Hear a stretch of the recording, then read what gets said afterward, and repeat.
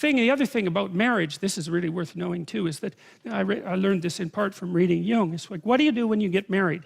That's easy. You take someone who's just as useless and horrible as you are, and then you shackle yourself to them. And then you say, we're not running away, no matter what happens. Yeah, well, that's perfect, because then you don't get to run away. And the thing is like, if you can run away, you can't tell each other the truth. Because if you tell someone the truth about you and they don't run away, they weren't listening.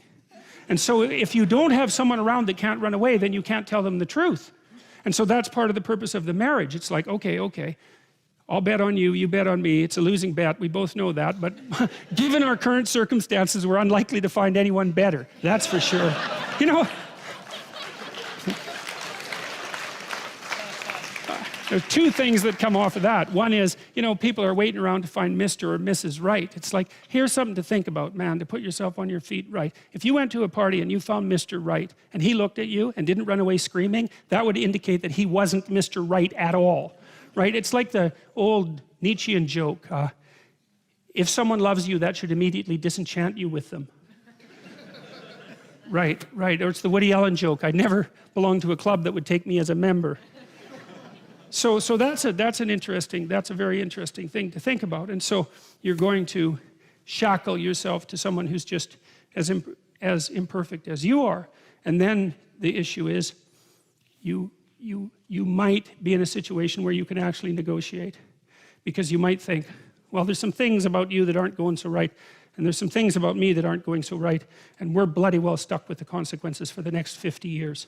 So we can either straighten this out, or we can suffer through it for the next 5 decades. And you know, people are of the sort that without that degree of seriousness, those problems will not be solved. You'll leave things unnamed, because there's always an out. It's like, and it's the same thing when you're living together with someone. You know that people who live together before they're married are more likely to get divorced, not less likely. And the reason for that is, what exactly are you saying to one another when you live with each other? Just think about it.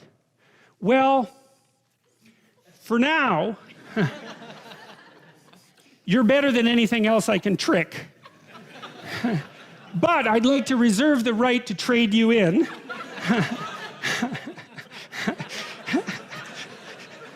Conveniently, if someone better happens to stumble into me.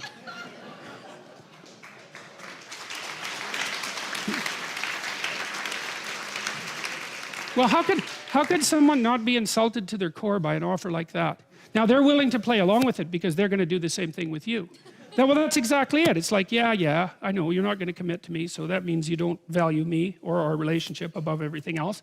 But as long as I get to escape if I need to, then I'm willing to put up with that. It's like, that's a hell of a thing. I mean, you might think, how stupid is it to shackle yourself to someone? It's like, it's stupid, man. There's no doubt about that. But compared to the alternatives, it's pretty damn good. Because without that shackling, there are things you will never, ever learn, because you'll avoid them. You can always leave. And if you can leave, then you don't have to tell each other the truth. It's as simple as that, because you can just leave. And then you don't have anyone you can tell the truth to.